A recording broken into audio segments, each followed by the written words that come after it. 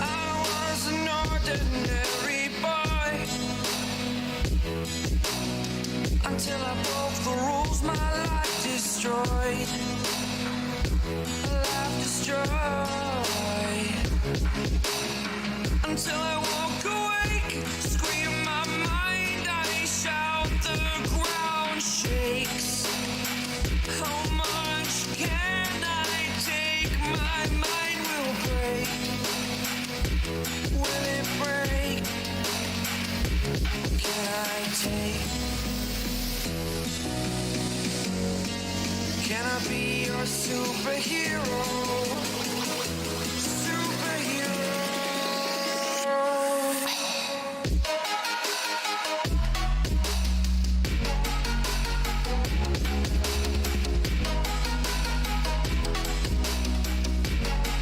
Can I be your superhero? Superhero. Superhero.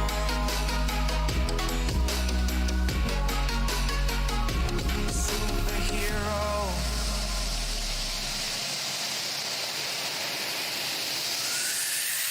Fly away.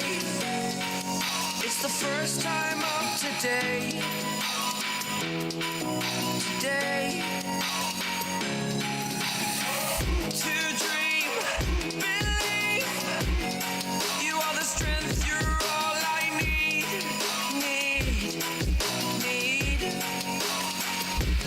Oh, gonna give it a shot. Only one of me to shield you all from the enemy.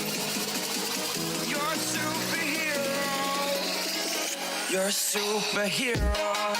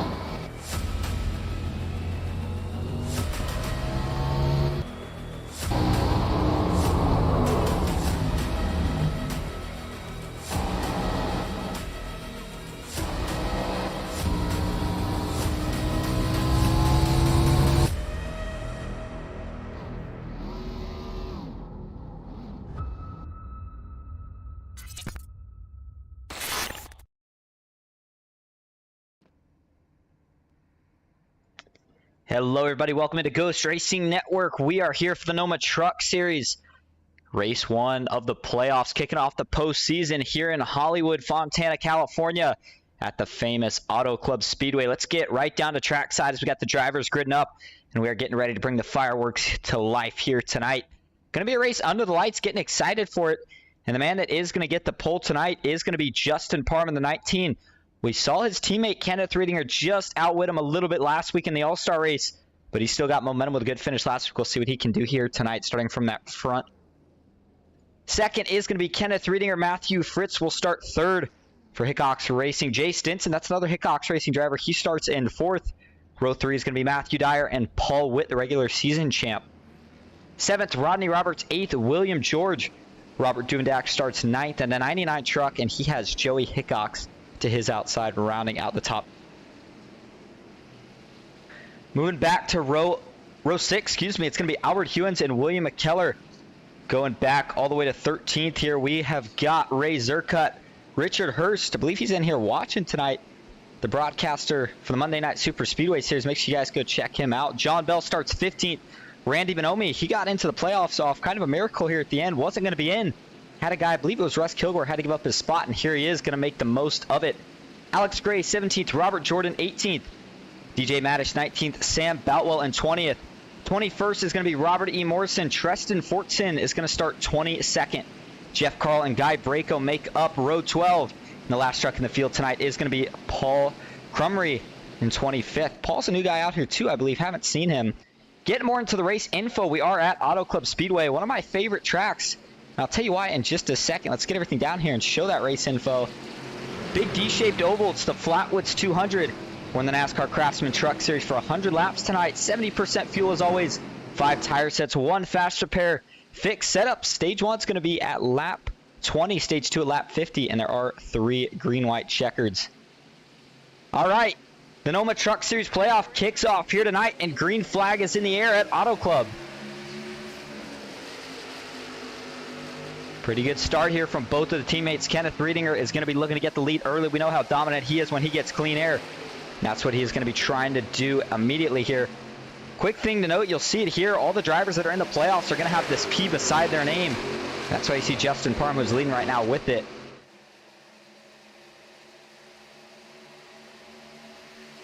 Everybody staying side by side down the backstretch for the first time. Nothing too crazy, but as they dive down into turn 3 for the first time, the 19 is going to be looking to take that lead away.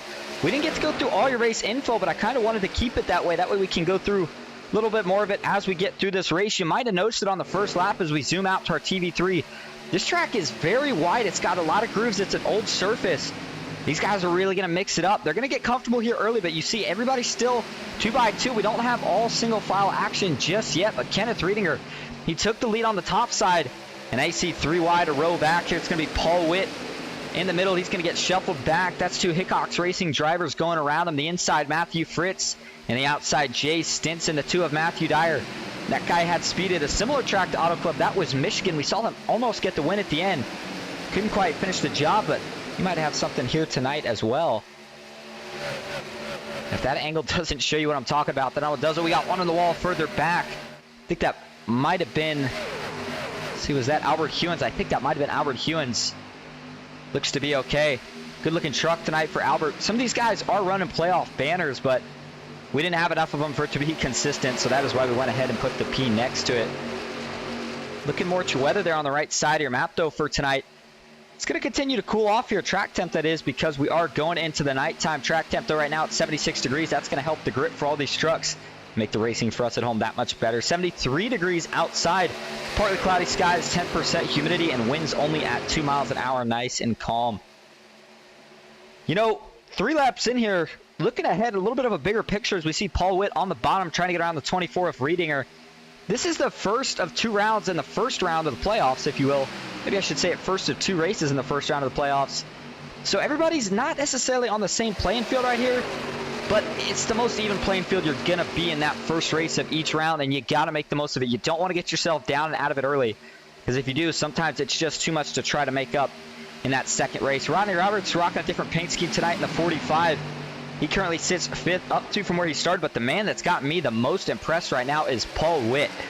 I don't know if he is using a little bit more stuff than the rest of these guys or if he's just got more, but he went all the way from 6th to 5th, or 6th to 1st, excuse me, in just a handful of laps. Riedinger sees that. He says, all right, try to battle back. I'm going to try the bottom side, but we saw Paul Witt, one of the few drivers that was really rolling the bottom. A lot of these guys seem to be on the top. He made it work. Riedinger's trying to take it away. Paul Witt's going to go down low. You see the 45. That's Rodney Roberts.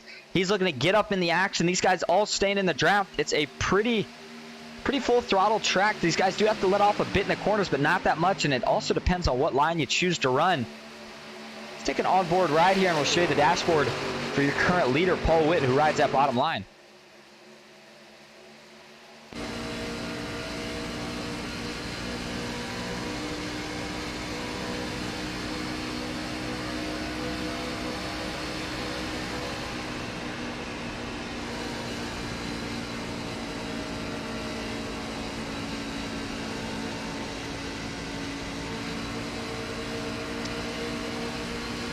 And you heard right there, Paul really didn't have to let off that much, just a little bit into the corner, but you also hear him really scrubbing the right front.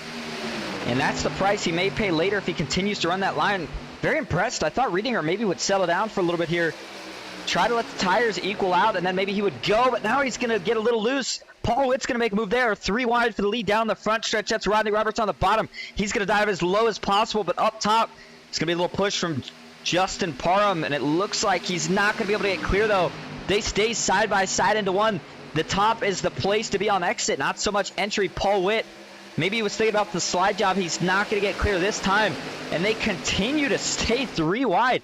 This is what we love about Auto Club, but I was here for a Cup Series race not too long ago for the Fast Track Sim Racing Cup Series. They could not do that here in the Cup cars. The trucks, they provide this kind of racing action. These guys continue to go at it. And don't look now, but Jay Stinson, he is ripping the wall, and he's looking to see if he can maybe get up here in this battle. That's Robert Duvendak, Matthew Fritz. How about the 96 as well? William George, one of the drivers. He's up here having a good night, and he's not in the playoffs, but that does not matter. He is still going to be trying to see if he can get himself a win. Steal it from one of these guys. There's Joey Hickox. That is a playoff driver. In fact, I think all of Hickox Racing did indeed make the playoffs. So we're going to see how many of them can make it through to that championship race. It's not a very long postseason schedule. We'll get into that more so, or we'll get more into that as the race goes on, rather, I should put it that way. But looking a little further back in the field here, let's go from the back to the front. Looks like Paul Crummery, who we thought was going to be out on track for the first time tonight, has had an issue. He is not. William McKellar, that guy had to give up his playoff position, or he did, because I believe he was maybe knowing he was going to have to miss some weeks or something. He currently sits 24th, maybe having an issue. He's down 12 from where he started. Guy Braco, he sits 23rd. Robert E. Morrison, 22nd. 21st is Treston Fortson. Jeff Carlin, 20th. Alex Gray, 19th. DJ Madison, 18th. Robert Jordan, he sits 17th. How about John Bell? That's another playoff driver. kind of sitting in the middle of this mess right now. He's got Randy Bonomi, one of the playoff drivers, to his inside. Randy's got a little damage on the back bumper. It's nothing major, but kind of makes you wonder where he got that from. Maybe a little bit of a bump draft gone wrong. Either way, Richard Hurst currently sitting in 14th spot in that 76 truck. Good looking truck and pretty good run here early from the 76 of Richard Hurst as well. Hasn't lost or gained any positions just yet. Just kind of playing it safe. Feeling the truck out. He seems to be pretty comfortable riding behind Sam Boutwell, who sits 13th. Ray Zerkut blinking around a little bit, but he sits in 12th. And then Albert Hewins sitting 11th. This guy has been looking for a breakout race. Could have it tonight. Joey Hickox 10th. William George 9th. And everybody else, you might as well throw them under a blanket because they are still up here. And they are all still going at it hard. Paul Witt is still working the bottom at the 45 of Rodney Roberts. He's going to get clear. Not for long, though. Kenneth Riedinger, you see he sits in that draft, gets a big run. The 45 is going to duck, tries to block the bottom, and by doing so, looks like he's going to have to kind of give up that position a little bit as they enter turn one. If we get a long run, which we very well might see, everybody's looked like they've been handling pretty well. That's where it'll be interesting to see if riding that top line longer is going to pay off more than riding the bottom. Different throttle traces. Both lanes seem to be even. They just get them on different parts of the track. Bottom faster in the corners, but you get that big momentum down the straightaway if you ride the top. But Kenneth Riedinger continues to fight. He gets tight again. That opens it back up to the 45 of Rodney Roberts. Will we see a side draft here? We don't, but Paul Witt, he's got to pick. Who does he want to go with? He chooses neither. He's going to go to the bottom. They're back to 3 wide for the lead. Can he clear it? He does. What a move from Paul Witt down the front stretch. Kenneth Riedinger just continues to ride up top. The 2, that's Matthew Dyer. He's starting to get up in the action. We have a battle for 5th. Justin Parham leading it for Robert Duvendak. He wants a little more here. He's going to get a push from Matthew Fritz, who now tucks back up high. And Joey Hickox, he sees that blinking Ray Zerkut truck. And he must not be too big of a fan because he is watching what he does. And Ray's having big issues. Oh, he is blinked out. You hate to see that. Rodney Roberts takes that lead back again from Paul Witt. They just continue to switch it around. That's what the draft is doing for these guys. We were at Charlotte last week, and we talked about the draft. It had a pretty big effect, but nothing of this major. Straightaways are so long here, especially that front stretch. Guys can just pull up. I'm talking 2 to 3 tenths at least. And it just keeps everybody so even. But now we see Matthew Dyer, who is maybe saving a little tire. He was not up here racing as hard as these guys, as quick as they were. See if he's maybe got something for the end. As this next lap, we will be coming to 7 laps to go in stage 1. That first caution, stage points are going to pay dividends here, especially in the playoffs. And you can tell right now that every single one of these guys wants them.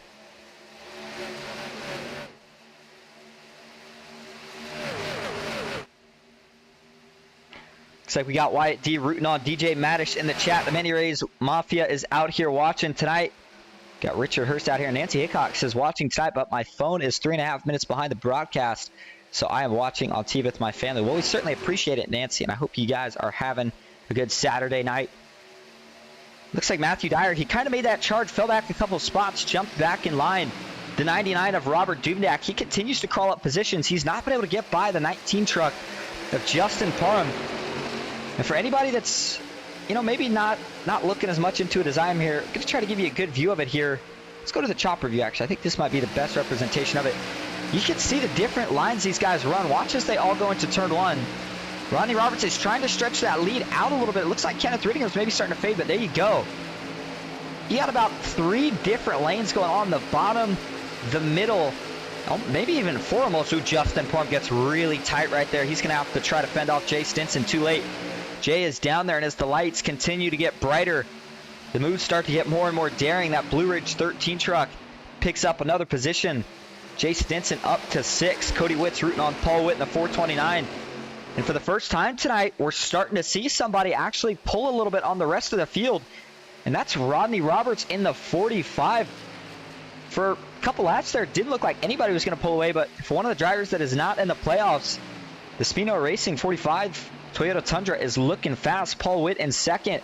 He continues to look pretty good, but not quite as close to the bumper as he would like to be, coming in on what is going to be 4 laps to go next time at the line. And Kenneth Riedinger, he is struggling right now. Not sure if maybe he got a little too racy, used up those tires, but he is starting to fade now. Still sitting in that top 3 position, in the top 3 in that 3rd position, but He's just looking like he's struggling on the top line. You see guys really catching on to him. They are falling from that first pack of 2. And he might be in danger here of getting passed by Rodney Roberts and Matthew Dyer if he's not careful. Going on back to 10th, Albert Hewins trying to get by the 19 of Justin Parham. Ooh, Justin, I wonder if he had an issue here. He fell back a lot. I'm not sure if we just missed it, if we were looking down at something at the wrong time.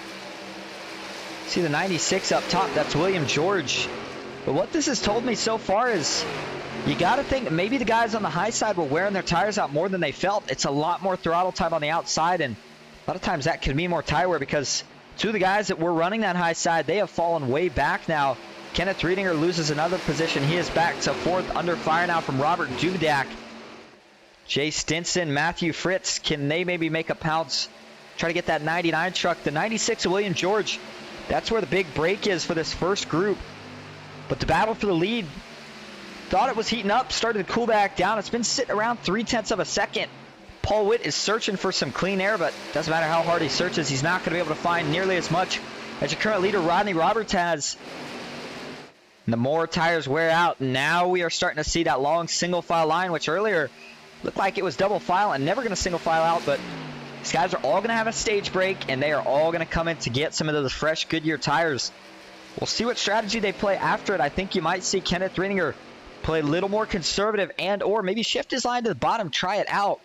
That's the beauty of stage racing. Those first 2 stages is just practice for the 3rd stage, and at the end of the day, you don't have to lead any lap except the last one to get the win. Kenneth Riedinger is starting to get a little more comfortable now. He's holding off the 99 pretty well. That's the 13, Jay Stinson. He looked to the low side. There was nothing there. He's going to wash back up to 48. He's going to get a little bit of a run here down the backstretch. Does Matthew Fritz look to jump out of line on his teammate here? Big draft. No, he's not going to jump out. He's just going to give him maybe a little bit of an arrow push. Little bump draft. Then he's going to run the high side into 3 and 4. The 48 of Matthew Fritz. He is looking fast right now. Had some speed last week. We'll see what he can build off of it here. But we are coming to 2 laps to go. Sorry, 1 lap to go here. White flag is in the air for stage 1. Rodney Roberts has to put together 2 more sets of corners, and he will be setting himself up very nicely for the rest of this race. Looking further back, everybody's starting to kind of calm back down again. We do have a little bit of a battle heating up. Matthew Fritz has found his way around his teammate Jay Stinson, but after that, everybody's going to stay just about single file to finish this thing off. Rodney Roberts into turn 3. Paul Witt's not going to have enough here, not this time at least. The gap is going to be just over half a second coming to the line. Stage 1 winner in the opening playoff race at Auto Club is going to go to Rodney Roberts in the 45 truck.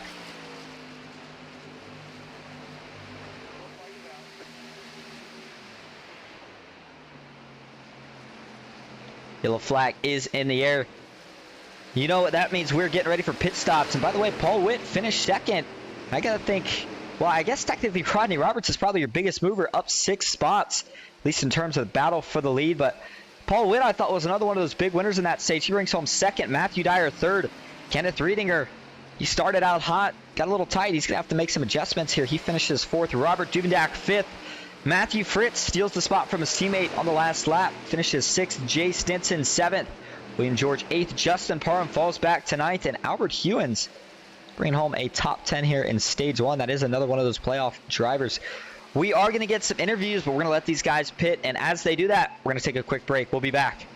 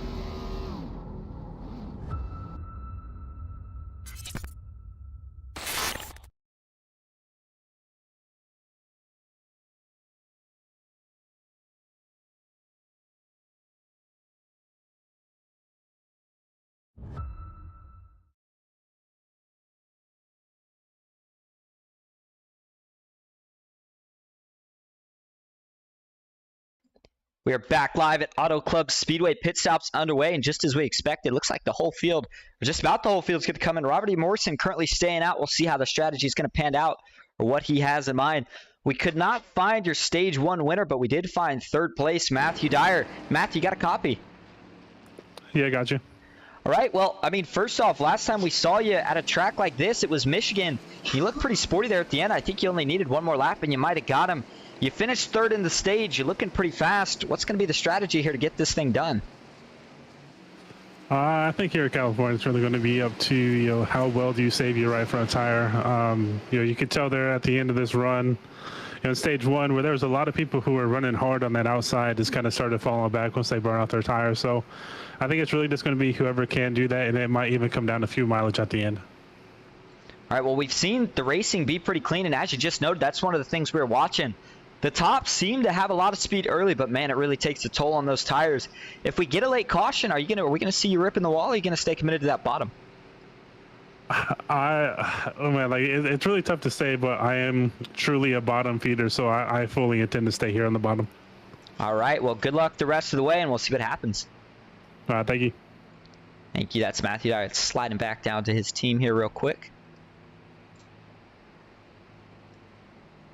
I'll tell you what, the hardest part up here in the booth is sliding these guys through because there's so many teams. And it seems like whenever I want to interview someone, they're always one of the guys that are on like bottom most teams in the Discord. But either way, Robert E. Morrison is your current leader. We just got done talking to Matthew Dyer, and he stays out, and we'll see what strategy he's got in mind. The Lucky Dog Racing driver showed some speed throughout the season. We'll see what he can do. Paul Witt, I think, is in the best position right now. Going to be starting on the outside, so he'll have the momentum off at 2. And if he gets clear, I think he might be very, very dangerous in clean air. We talked about Kenneth Riedinger. He is going to be starting third. We heard Matthew Dyer say the top side, he thinks some guys used up their stuff too much. I think Kenneth was one of those guys. We'll see if he takes a different approach this time. Robert Duvendak looking like a good top 5 truck so far here tonight. And Rodney Roberts, the winner of that last stage, he's going to have a little bit of a work ahead of him here. He's going to have to get past 2 rows of truck. Reminder that Stage 2 is going to end on lap 50. So these guys are going to have a 26-lap green flag run unless we get a caution, of course, in between. But based off what we saw in that first go, everybody, like I said, they were handling well. We didn't see anybody get wickedly out of control. No near misses, no real big saves. A couple trucks with a little dents, little bruises, but we're going to see that in just about every race because these guys are always going for it. If you're just tuning in, we thank you for watching. We're getting ready for Stage 2 here for the NOMA Truck Series. First round of the playoffs at Auto Club Speedway. Pace truck's going to pull off. No, Robert E. Morrison is going to pull off. That's going to shuffle up the rows a little bit here. Kenneth Riedinger now on the inside. Paul Witt on the outside. Green flag is back in the air. Riedinger got a really big jump. He is going to get right to that top lane, I would assume. Actually, no, he's going to try to keep the middle here, break the draft. He knows these guys are going to close back in on him, especially on these early laps. He wants to keep that gap as big as possible. Robert Duvendak tries to slide up in front of the 45 of Rodney Roberts. He says, all right, I'll go back down low. Here comes the 19 of Justin Parham and the 2 of Matthew Dyer. Quick work. He is already up to second on the inside, but Paul Witt looking to track down that 24 truck. Behind this battle, everybody's trying to single file out, but we still got racing back here. That's the 98 of Jeff Carl. Ooh, Randy Bonomi looks like he's trying to slide up in front of the 17. Tristan Fortson, does he have a run to go anywhere? How about William McKellar on the bottom? 25 of DJ Maddish.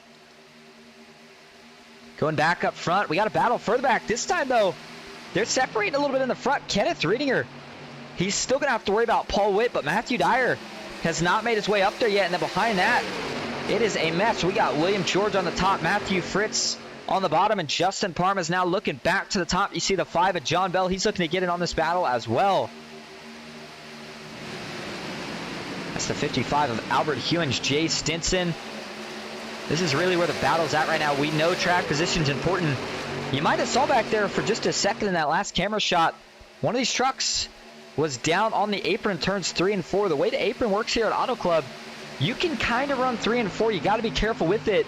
And in most cases, it's not ideal, but in certain cases it is, and that's what we had just saw right there. William McKellar still working to the inside of Randy Bonomi. He has not been able to get by just yet. We see guys continue to work the high side here, though. Jay Stinson, Robert Duvendak are 2 of them. Going up front, though, here, Kenneth Riedinger. He has not allowed Paul Witt to get to his back bumper just yet. And he is now running that bottom. That is what we expected. The 96 William George up top. He's running some speed right now, but how long can it last? You got to think that the bottom is going to pick up more speed as the night progresses. The track temp should be cooling off. In fact, let's take a look here. And actually, no, it is still sitting at 76 degrees. Weather outside is now at 72, however. It's at about 8:20 here. Ooh, Paul Witt blinking a little bit there. Now he's got a big draft down the front stretch, or the back stretch here, rather, excuse me. Almost gets up, not yet, but the closer he gets, if he's running the same line as Kenneth Riedinger, it's going to be really hard to get around, but he does not want the top. He knows how important tires are, and that's why you see him. He's trying to just get a little bit lower. The more downforce he can get on that truck, the better. And now you see Riedinger, he's trying to do a little bit of a snake, trying to break off the draft, but Paul Witt follows him right down to the apron. He's going to follow him right back up top. He's looking for a move here. Not yet. He is there. He's knocking on the door. He's going to try to upset the back of the 24. It's not going to work this time. Robert Dumendak and Jay Stinson, 7th and 8th, excuse me. These two are still on the top, but everybody is single filed out a lot quicker this time than what we saw the first time. There's the 81 of Alex Gray. Having a pretty good run tonight, up 6 spots right now in 11th. Jeff Carl is your biggest mover, up 10 spots right now. He currently sits 13th. Randy Bonomi, he's going to have to, it's not a bad run here for the first round of the playoffs, but I think he would like to find a little more. He's got William McKellar behind him. The good news is he's keeping that truck clean.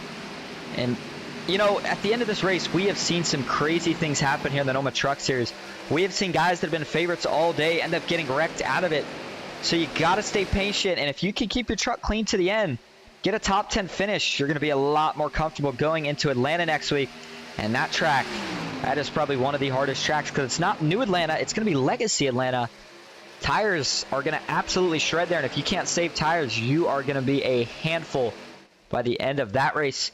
These two have kind of started to check out. Matthew Dyer hasn't let him get out of reach, but it is close to a second, 7/10 of a second actually, between these two leaders and the next two. And you got to wonder, is maybe Paul Witt showing a little patience here and purposely not going around Riedinger just yet? He's trying to see if these two can maybe pull away from the rest of the pack, make it a race between just themselves. But I think as this run goes on, I'm looking to see Matthew Dyer and Rodney Roberts catch back up, especially because they're still in that area where they are in the draft. And you hear Rodney Roberts right here. Yeah, he's definitely riding that more conservative. He could get in the throttle earlier if he wanted. But you hear that right front tire. That's what that sliding noise is. The harder he runs it, the more he's going to burn it. So he's going to try to play it smooth for now. And him and Matthew Dyer, they're closing that gap now. It's down to under half a second, sitting at 4/10. Get back, William George is still working the high side. You hear just how much more throttle he's running. He's going to get a run on these guys. The only thing is he's continuing to wear his tires out so much more than them. Jay Stinson, Justin Parham. There's a gap between those two. Justin Parham's kind of on an island by himself right now in 6th. In the battle in 7th. These two have been going at it. The two teammates for the night, Jay Stinson and Matthew Fritz. Albert Hewins has been hanging around the top 10 for most of the night. And then you got John Bell in the 5 truck. He is currently sitting 10th. Jeff Carl 11th. Robert Dumendak in the 99. He currently sits 12th. Randy Bonomi 13th. Alex Gray 14th. William McKellar 15th. Sam Boutwell 16th. Richard Hurst 17th. 18th is going to be Treston Fortson. Robert Jordan 19th. DJ Mattis 20th. 21st Guy Braco 22nd. Joey Hickox 23rd. Robert E. Morrison. He has now lost 2 laps. Not sure what happened. And then Ray Zerkut and Paul Crumry are both not on track. It's looking like their races might be over. Tell you what, that 96 truck, he's not faded just yet. He's been up there for a while. During that last run, we saw the top line really started to fade somewhere around 5 to 7 laps to go. At the end of the stage, this stage is going to be a little bit longer than that, so we'll see if the next 10 laps or so all of a sudden this 96 truck fades. But if he continues to heat up the back bumper of Rodney Roberts, running that top line, he is getting cleaner air than the rest of these guys. You know, earlier when everybody was on the top, that wasn't the case. Everybody was in dirty air and everybody was on the top, but if he's the only one going up top, we'll see if maybe it works out for the 96 truck. Battle for the leads closing up here, not just with Paul Witt, but Matthew Dyer is almost there, under 4/10 of a second now. Rodney Roberts not too far behind. He is currently sitting in 4th. Coming to 16. Well, we just hit 16 laps to go here in stage 2. Final stage going to be 40-something laps. And we heard it might come down to fuel strategy. And as green as the racing's been so far tonight, I could definitely see that being the case. I'm not a big fan of fuel mileage finishes, but sometimes you like to see them. They definitely make the racing interesting. Looking throughout the field here, the 17 and the 74, Robert Jordan. Richard Hurst is trying to fend off this battle. He sits on the outside just behind the 75 of William McKellar and Sam Boutwell. And these guys are really showing how wide this track is. Joey Hickox. Oh, we got a wreck. The 99 of Robert Duvendak. More guys are going to get involved in this one. Can DJ Mattish slide through? Joey Hickox comes to a stop, and just when you think everything was going to go smoothly, we have our first caution of the night, first scheduled caution of the night. Let's go take a look at it. Boy, Joey came barreling in there. It was kind of weird. You saw a big slow up from the 75, and then all of a sudden we saw a spinning 99 of Robert Duvendak. Let's see what happens here. There's going to be a little contact. Ooh, let's back that up a little more. Take another look. Play it slow for you here. That's Randy Bonomi behind him in the 66. And he's closing in on big time and just hits him. Tags him in the right rear. Sends the 99 for a slide. With the 81 of Alex Gray tries to sneak through. Looks like he couldn't quite do it. Boy, that was interesting looking. Gotta take a couple more looks at this. Let's watch Joey Hickox here. You're gonna see a spinning Robert Duvendak. And a lot of guys gonna get collected in this. Joey's trying to sneak by and just plows into the back of Randy Bonomi. Hits the outside wall. William McKellar has got nowhere to go. He's going to get plowed into by the 69. I believe that's Guy Braco. Sure enough, it is. A lot of guys just, as you saw right there, were not able to check up. Made a much bigger incident than it had to be. Take a look from the chopper view. You see the 66 top, more towards the top of your screen, just behind the 99 of Robert Duvendak. Watch the closing speed of these two. Let's watch this into the corner. In fact, let's go right on board with Randy Bonomi. It's kind of an odd wreck. You don't usually see him happen that way. But nonetheless, these guys are running different lines. This can happen. Oh, and I tell you what I think might have been happening here. I think Duvendak may have been getting loose. And Bonomi, that's what made the distance close up. It's right on board. This is with Robert Duvendak. Oh, man. That thing might have been getting a little loose on him. He was trying to make sure. Oh, actually, you know what? Listen to this thing. It just goes dead on him in the RPMs. I'm not sure if he was saving fuel or what. Listen to the RPMs.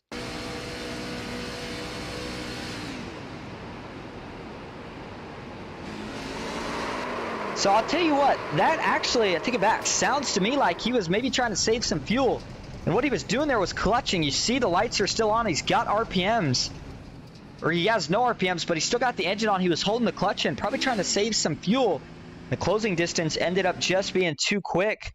Randy Bonomi, unfortunately, had nowhere to go. One more look at it here. And then everybody else piles in to bring out the first caution of the night. Let's go back live up front. Paul Witt is leading them. They are going to be 1 to green here. I'd be a little surprised. Let's see if we can see just how many guys decided to pit right there. I feel like you wouldn't think we would have had too many guys coming to pits, but looking at it here, it looks like we may have actually had most of the field go into the pits here. Sure enough, we did. So I think a lot of these guys want some fresh tires, including your leaders, because we did run quite a few. Limited sets of tires, though. The more you have at the end, the better. But either way, a lot of people going to take them. Going to shuffle up your top 5 a little bit now. Paul Witt is going to be on the outside in the 429. He's got William George below him in the 96. Row 2 is going to be Kenneth Riedinger and Rodney Roberts. Row 3 is going to be Justin Parham and Matthew Dyer. There goes the 17, looking to get a lap back. I believe that's Treston Fortson. Shout out to Treston. We've seen him out here the last few weeks on and off. Pretty good runs. Good driver. We like to see him out here. It's going to be 12 laps to go to finish stage 2, and these guys are going to get really aggressive now because everybody's going to pit to take tires here at the stage break. In 12 laps, that's It's about the amount of laps where you don't really have to worry about saving too much. You can just go from the drop of the green. And that's what we're going to see. Kenneth Riedinger is going to want the lead. Paul Witt, he's tired of riding behind that 24. He's going to try to take it and throw William George in the mix. We will see what happens. Pace truck pulls off. And these guys go on the green. We'll see who gets the better jump. William George, Paul Witt, green flag back in the air. Paul Witt gets the better jump. If he gets clear, does he drop to the bottom immediately? Is he going to stay up top? Kenneth Riedinger already looking 3 wide. And now he's going to jump to the top. Gets in behind Rodney Roberts. These guys are all just trying to get around that 96 of William George. And I wonder if William George actually maybe stayed out. Paul Witt running the top side. Boy, the 45. Oh, he gets onto the apron. Is he going to lose it? Rodney Roberts. Does he hold on? He does. Big save by the 45, but oh my goodness, was that close. Take a look at this. Oh my goodness. How did he hold on to this thing? Watch this. Gets on the apron. That apron's unforgiving. Starts to get loose. And right here, I thought he was headed for that inside wall, but somehow he gets that thing back in the correct direction. And he's going to save himself a faster pair. The 24 of Kenneth Riedinger in that short replay has managed to take the lead away from Paul Witt. When Kenneth Riedinger can be aggressive on tires, I think maybe he will somehow pull away from the rest of the field. Matthew Fritz, he's now looking to go around William George in the 96. The 19 of Justin Parham's going to try to follow Matthew Dyer. He's looking about sneaking in line here between these two. But Justin Parham's going to beat him to the corner. Jay Stinson running the top line. Looking further back here, we got a couple more on the top line. That looks like the 74 of Robert Jordan. Richard Hurst up to 11th, up 3 spots from where he started. The 76 truck looking fast here. He's going to try to get around the 75 of William McKellar. No, he's going to stay content for now. Robert Juvendak, he's going to go around the bottom, makes it 3 wide. John Bell in the middle, that's Jeff Carl up top. And the 45 of Rodney Roberts, man, they almost go 4 wide. Now they do. The 74 is going to get clear. They're back to 3 wide. They still had plenty of room to do it. The 45, he is maneuvering inside, outside, looking for any clean air right now to get around these guys. He knows he's got a fast truck, trying to make the most of it. He's got to be careful here. You don't want to accidentally get yourself in any more trouble than you put yourself in right now. If he can get up a decent amount of spots, though, for this next stage break, be a lot less work he has to worry about doing that final stage. Man, Robert Duvendak slammed the door on Robert Jordan. That got really close for a second. Back up front, Paul Witt. Ooh, Paul Witt must have had an issue. He fell way back in the 429 truck. And Kenneth Riedinger has opened it up to 0.7 of a second. Justin Parham going to look to steal second here away from Matthew Fritz. They would put Grandstand Racing 1-2. Matthew Dyer got 3rd in the first stage. We'll see if he can get back to 3rd, maybe a little better here. But Matthew Fritz, that top line's working. We heard Matthew Dyer say that you got to run the bottom if you want to conserve your tires. I don't think you got to conserve tires here with what is only 8 laps to go, in stage 2. And I'm curious to see if Matthew Dyer thinks about going to the top. He said he's a bottom feeder, but look where he went. He went to the top. He knows it's faster, and he's not concerned about tire right now. Kenneth Riedinger still holding out at about 0.7 of a second. Matthew Fritz just got by that lap, though. We'll see if he can close it up. Not sure if he's going to have enough time or not, if he can maybe get some help from the 19 of Justin Parham. Considering Kenneth is Justin's teammate, I think he's looking to steal that spot from Fritz if he can get up there. Rodney Roberts still not been able to get around the 5 of John Bell. Robert Duvendak, see, he's got some damage in the back end, pretty good damage from where he got hit. Going back here, Robert E. Morrison, I think he assumed he would have gotten one of his laps back from that. You see it on your scoring tower, and sure enough, he did. Treston Fortson, Randy Bonomi. Randy Bonomi looks like he has chosen not to use his faster pair yet. Sam Boutwell, can't tell, looks like he does have some damage to the front of that 47 truck. Joey Hickox, Guy Braco, they both use their fast pair. DJ Madish, looks like he was able to slide by without any incident. Alex Gray has chosen, I think he got a little damage. I'm not sure how bad his was. William George has fallen way back since that restart, back to 13th right now. Got to make you think he stayed out on that set of tires, which, although it's not working out right now, if you get a late race caution, he's the only one that's got tires left. Might be able to make something happen out of it. Rodney Roberts is continuing to put pressure on the back bumper of John Bell, but he has just not been able to find a way to get by. Richard Hurst up to 8th now, has cracked open the top 10. He's looking to see if he can get up to William McKellar and Albert Hewins, who just lost momentum. Got a little wobbly. The longer these two get side by side, that's going to allow Richard Hurst to get up there and maybe have a shot on him. Let's ride on board here with Richard, or off the front nose rather. Richard, not one of the playoff drivers, but he is the broadcaster for the NOMA Super Speedway Series. And, you know, I do it as broadcaster. This guy might do it a little more than me, and I think it's so important for broadcasters to do every once in a while. And that is to get out on track and race with the guys. It maybe doesn't have to be the guys that you're broadcasting for, but if it is, all the more the better. Because it lets you know how they race. It lets you know what they're going to do. You get better in doing it. And I always found it to be helpful. But up front, the gap still hanging around 0.7 of a second. I think Kenneth Rinninger is going to have this thing closed up. You see him trying to break that draft just a little bit. Doesn't want Matthew Fritz to get too close. Matthew Dyer is back up to third. Not sure if he's going to have enough time to get any more further back. Justin Parham and Jay Stinson. These two might have a battle for a fourth. Jay still working the top side. Justin riding a little lower. Jay's got a pretty good run here on the front stretch. We'll see if he chooses to take it. One of the things you've probably seen with these trucks here tonight, we didn't really know, but Auto Club is a very, very bumpy track, especially going down the backstretch. These things bounce all around. In fact, see if we can ride on board with one of these guys to show you what I'm talking about. You see kind of bumpy through the corner, but watch as these guys ride up by the wall on the backstretch. There you go. Thing is bumping around, and that wheel, it jerks around a little bit. Makes it a little harder to stay in that draft as smooth as you would like to be. We are coming to 3 laps to go here in stage 2. Matthew Fritz has been closing it off really, really slowly. Actually, that time he got a little tight and is going to lose some. Ooh, he got really tight. He lost over 1/10. And that has allowed Matthew Dyer now to get to the back bumper. He is going to make a move, jumps to the inside. He's going to try to slide off here into turn 1. He's going to have to really send it in. Matthew Fritz on the high side, Matthew Dyer on the lower side. He's not going to be able to get clear. The 48 holds him off up top. Got to try to get to the quarter panel now. See if he can get a side draft. He's not going to be able to do it. Tucks back in line. Jay Stinson. Justin Parham is starting to hold up a train here that we got. Albert Hewins and Jay Stinson are looking for a way around. They haven't been able to find it yet. William McKellar.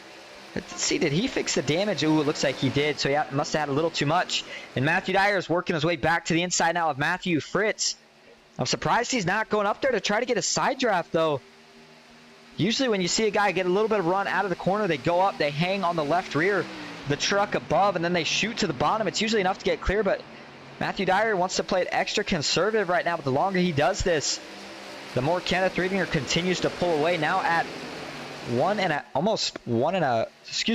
second, 2/10, but closing back down to a second. Now we are coming to the white flag lap.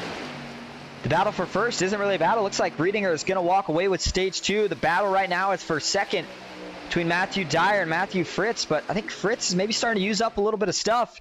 Gets another big run here. We'll see if he dives to the inside, but you saw Matthew Dyer was able to get clear by quite a good margin. No, he's just going to push him here. We saw him give his teammate a push earlier, and now he's going to do the same thing for Matthew Dyer. Says, hey man, you're faster than me. I'm not going to try to do anything crazy. Still going to race him into 1 and 2 here, but I like that move. Maybe make a friend for the end of the race. You never know when you need one. Oh boy, Fritz is really struggling. I think he is at that point now where he has used up whatever tire he had. And he's just going to try to ride this thing out for the last half a lap. Matthew Dyer looks like he's going to get it. Holds him off for one more corner, but up front, Kenneth Riedinger. He didn't win stage 1. Used his tires up a little too much. Not the case in stage 2. Played it wise. Got a caution. Got fresh tires. And he is your stage 2 winner.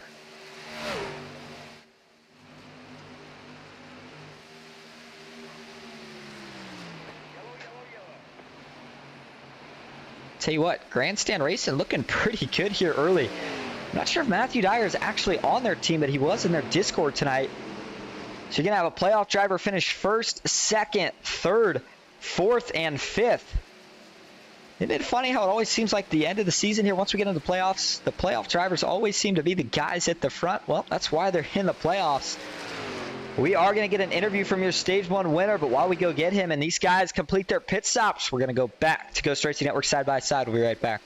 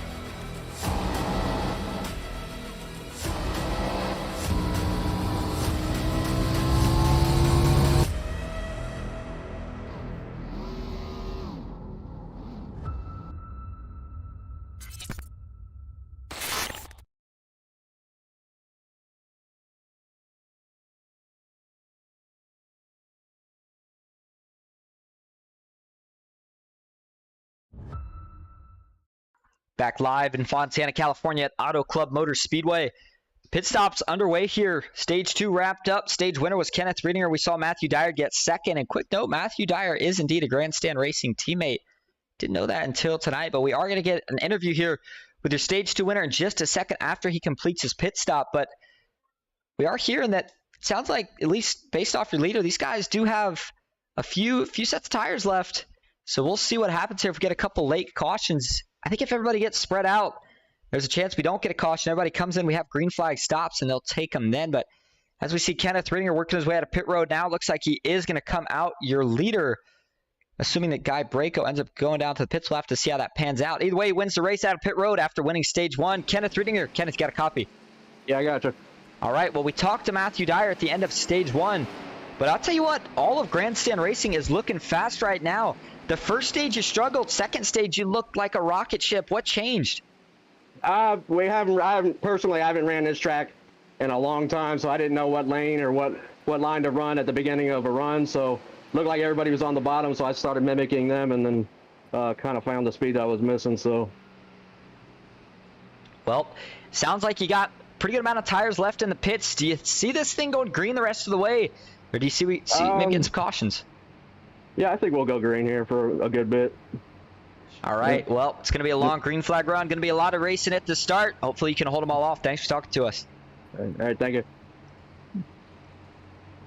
And we will slide Kenneth back down to his team here. And looking at it, I think I agree with Kenneth here. He said he thinks we'll go green the rest of the way. It's kind of seemed like that kind of night. The one caution we had, kind of a fluke, if you will. But I'll tell you what, while these guys continue to pace around, I want to get one more interview here if we can. We're seeing if we can find him right now, and that is from this man right here, Richard Hurst. They are lining up for what looks like one to go. Let's see if we can get him in here real quick. Hey, Richard, this is all set up in the booth. You got a copy? Yes, sir, I do. All right. Well, you're looking pretty fast out here tonight. We talk about broadcasters racing out on track, and right now you're making everybody else look like maybe they should take some notes from the booth if they want to get faster out on track. How's the truck feeling? She can be tight coming out of turn number 4. Seen a few guys scrape the wall in turn 4, but it is pretty good. But as far as taking notes, I'm taking notes from these guys. These guys are a lot faster. I think I'm up here by luck. Well, by luck or by skill, you got the track position, and hopefully you can hold on to it for the rest of the way. Thanks for talking to us. I appreciate it, Austin. All right, these guys are getting ready to go back green. Going to be about 45. Let's see if we can pull it up for you here on the tower. It should be about 45 laps to go for these guys when we go back green. 46. And leading them to the green as of right now. Looks like Guy Braco is indeed staying out. Doesn't look like he's going to be rolling down pit road. So Kenneth Riedinger and Guy Braco make up row 1. Justin Parham, Matthew Dyer, row 2. Fritz and Stinson, row 3. The final stage at Auto Club is underway. Green flag back in the air. Ooh, man, that was a big checkup from the outside lane. I think Parham thought that 69 was going to go a little sooner. Good even start, though, this time. Nobody's going to break away. I look to see that inside completely clean out the 69 here through turn 1. He is not going to have the same tire as the rest of them. Boy, everybody is going by Guy Braco right now. That's going to give it the lead back to Kenneth Riedinger. Matthew Dyer in second. Justin Parham third. And, oh, we got Reckon on the back. Down low, Reckon, but can everybody hold on to this here? Couldn't tell who it was. Might have been Albert Hewins. Caution is out. It was Albert Hewins, and it looks like also tangled up. Lead. That's the 76 of Richard Hurst, who we just talked to. Not sure exactly what happened with these two. They both roll, and it looks like Hurst is going to have to tow it. Albert Hewins here trying to get this thing back rolling right now. Might be terminally damaged. Ooh, the engine is not on. That's not a good sign. He's trying to roll as far as he can here before he tows. He's going to realize he's not going to be able to go any farther. All right, well, let's take a look here. What happens? Got these two mixed up and brings out your second non-scheduled caution of the night. Ooh, wow. Everybody's way up the track here. Kind of a mess. Let's look at the chopper view. And watching it here, see the 76 in the middle right there. And it looks like that's the 13 of Jay Stinson. Oh, man, they all just kind of run out of room. Kind of gets up. Looks like the 69, I believe that was, of Guy Braco was getting a run. And then once Jay and him get together, he gets down, gets into the 76 of Richard Hurst. Albert Hewen's an innocent bystander. Nowhere he could go. Ooh, this is going to be a big hit. You see he's heading right to that angled inside wall, and bam! Big shot for both of those trucks. All 4 tires off the ground for Albert Hewen's. And man, oh man, just when you think these guys are getting ready to get in a rhythm, we bring out the second caution lights. A couple more views of this here. First from TV1. Just got to give you a good shot of it.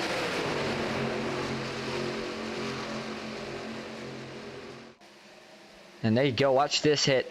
Man, nowhere to go here at Auto Club. We've seen big hits like that at tracks like this a couple times throughout the season.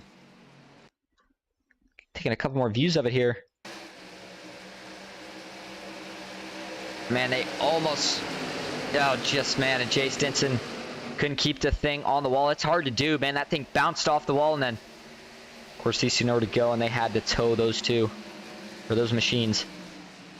Let's give you one final view of it here. Let's ride on board here with Albert Hewen. Actually, I'll give you 2 more views of it. I want to ride on board with Albert Hewens for one of them. He definitely took the biggest hit out of all of it. Here we go.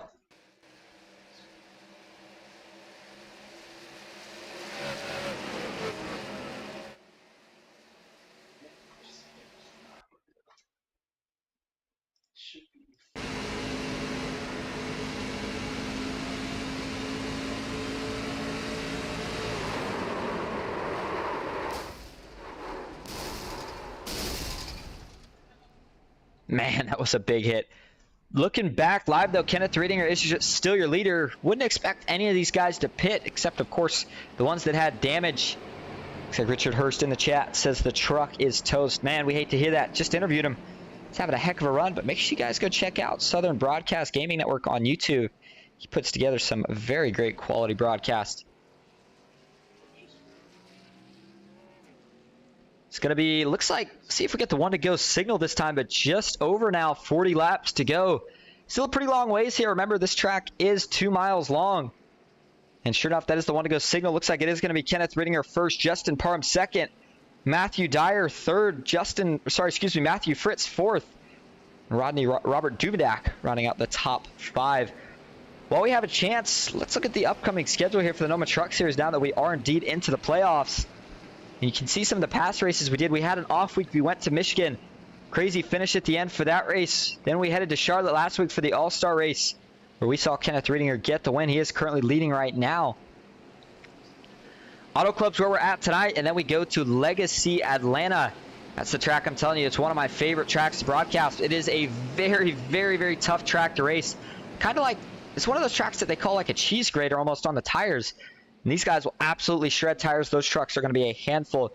We have an off week after that before we start round 2. So with that being said, by the way, next week we're going to be eliminating 8 of these guys before we head to the round of 8, which will be Texas and Las Vegas. 2 very fast 1.5 miles that provide great racing. Las Vegas is very hard to pass there, though. Will be interesting to see how the strategy works out for that track. And then the championship race, one of the NASCAR gems that they don't race in real life anymore, but we are going to race it here virtually, and that is Chicagoland Speedway. All right, pace truck getting ready to pull off. We're going to go back green here with just over 40 laps to go. Kenneth Riedinger, once he found that rhythm, he has not lost it, but this time he has his teammate Matthew Dyer starting second. We'll see what that 2 truck can do on the outside. Matthew Fritz can give him a push into the Geico restart zone. Green flag is back in the air. Kenneth Riedinger gets another really big jump. He is going to hold the middle. Doesn't want anybody getting any more draft than anyone else. Further back, they already get 3 wide. That looks like for last right now. This is what we keep seeing. Kenneth Riedinger is already getting a big lead as you go back further throughout this pack. Getting more spread out than what we saw earlier. Albert Hewens in the 55. He's maybe going to play a little careful now that he's got damage. Still have a good majority of the trucks all on the lead lap, but we do have a couple, including Albert Hewens, Tristan Fortson, that are 2 laps down. 3 trucks out of the race right now. Riedinger's got him lined up on the bottom. Justin Parr. Oh, man, the 99 of Robert Dubedak. Oh, he's getting loose. Can he save it? Man, he does, and Rodney Roberts was not going to give him any room. Takes him 3 wide, goes by the middle. Man, that got close. You can tell that the intensity is starting to pick up for some of these guys. It's going to be interesting, though, now to see on whether or not this becomes a fuel race. Wow, that got really close for a second. Matthew Fritz working the outside. Paul Witt is going to take him up on that offer and try to join him. This is where you got to be smart if we turn this into a long run. You got to choose now. Do you go to the top, try to get some track position? Or do you commit to the bottom, maybe lose a little bit of track position, but know that you're saving the tires? That's what Matthew Dyer seems to be doing right now. He's going to watch the 48 of Matthew Fritz and maybe also Paul Witt go by here on the outside. Him and Rodney Roberts, earlier they were two of the fastest guys on the inside. Yellow flag is back in the air. We got it. Oh, we got one spun out of 4. That's Guy Brako on the 69. We saw him involved in the last incident. Brings out the third caution of the night. Gets back rolling. Couldn't tell if anybody else was involved in this. Might have been a single truck spin here. Ooh, gets a little loose. Gets tagged by the 43 of Robert E. Morrison. Sends him for a pretty innocent spin here. Only damage he's going to get is in the back. Good save overall. Couple more views of it here. Oh, yeah, you see from this view especially, he was already loose before Robert even got there. And then once he starts to get loose, the 43 just can't quite miss him. That's going to send the 69 spinning. Man, that was a pretty close call for Albert Hewins. He's probably saying, didn't I just see you in that last wreck with me? But this time it was out of Guy Braco's control. Overall does a good save. Taking one more view of it here. TV static view. Oh, excuse me. I meant to go to this wreck. There we go. And we're not going to get a good view from that angle, so we're just going to look at it from the gearbox.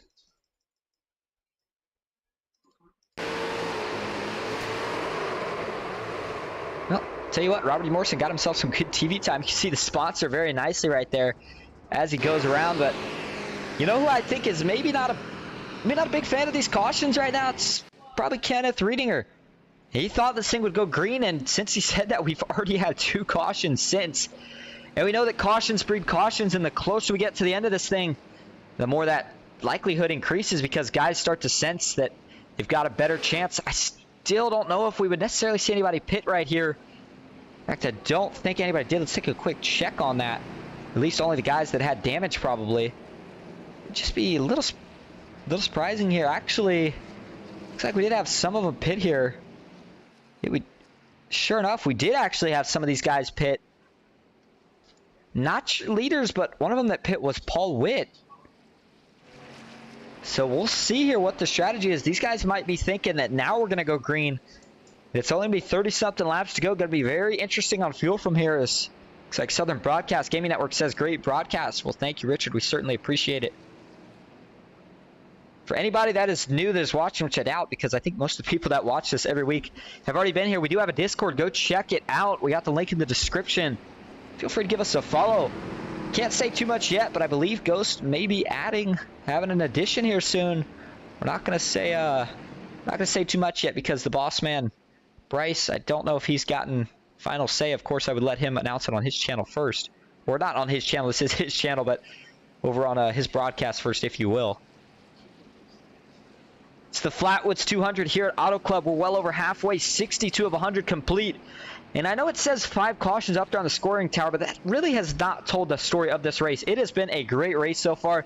We have seen a lot of side-by-side. I'll tell you what, that first run we had, everybody was on fresh tires. Everybody was not really sure how this track was going to race. That was some of the best racing that I've seen from these guys in a couple races. We had 3-4 wide at some points. We had our 2-stage cautions. We only had one caution for those first 2 stages. After that, things got just a little messy here. We had some contact that was incidental up top, caused our our 4th caution. And then we had Guy Brako getting the spin right there after getting a little loose and getting a little help from Robert E. Morrison, bringing out that 5th caution. So the broadcast says, and thanks for the shout-outs on the channel. Absolutely no problem.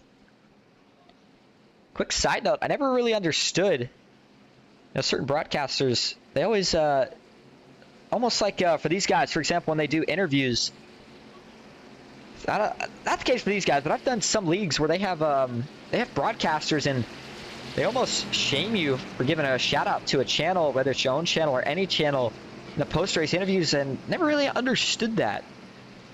Not sure what the point is in trying to get everybody as much TV time as possible and letting them thank whoever they want to thank.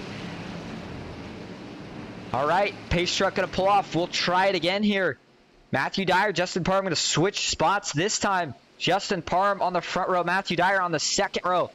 What can Matthew Fritz do there on the bottom? Kenneth Riedinger has continued to get a better jump. And guess what? He's going to get another great jump. It's 37 laps to go here at Auto Club. And what can everybody do behind? That's where the racing's been all night. The front row was aggressive earlier, but Kenneth Riedinger has been putting on a clinic probably since, I would say, the start of stage 2. Further back, though, the racing continues to be intense. John Bell, Jeff Carl side by side. They're looking at Alex Gray just in front. 45 of Rodney Roberts won stage 1. Shown some speed since, but has not been able to get back to the front. William McKellar is going to jump down to the low side. He is going to try to follow the 45 of Rodney Roberts. Now we see Matthew Dyer on the top side. Maybe he saw that he got past. Maybe he didn't like how much he got past last time. And he's going to try running the top line this time, at least for a couple laps. You don't want to stay up there too long. Remember, that is going to wear the tires out a lot more. Rodney Roberts jumping back to the bottom here on Robert Duvendak. Further back. Oh, we got one in the wall. Jeff Carl's going to come down. The 96. He holds on. William George, what a save. No caution. Oh my goodness, I just saw something on this earlier about what is the wildest save you've ever seen. He was almost 90 degrees sideways and he held on. Let's take a look. Oh my goodness. We got to back this up. Holy cow.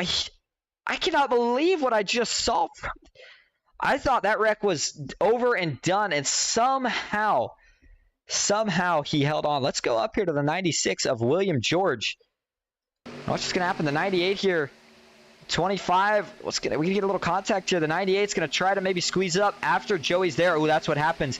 Gets into the outside wall. Look at the 96. Oh my goodness. 45 degrees to the right. He was going straight to the outside wall and he holds on. Let's back this up one more time and ride on board with William George. Are you kidding me?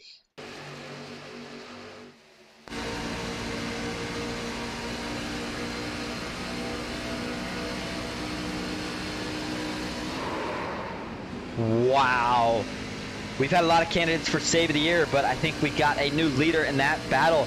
And because of that, he keeps himself from using a fast pair, but now the caution is out. Oh, Jeff Carl has crashed. Oh, and you see him here on the bottom. That's the left side damage. And I know he had a taint summit. We just saw him in that last wreck. Not sure what happened here, but oh my goodness. Crazy sequence of events, and eventually it does indeed bring out your 6th caution. Let's go take a look here. What happened to Jeff Carl? He was the one that made that initial contact there with William George, and that truck was pretty heavily damaged. And looking here, looked like he was just really slow. Let's see if we can get on the cockpit here. Sounds like he's maybe not running quite at full power, and not sure if it just wasn't turning for him or what. Gets in the outside wall and then gets tagged by the 17. Spins him around. Back this up a little bit more again here.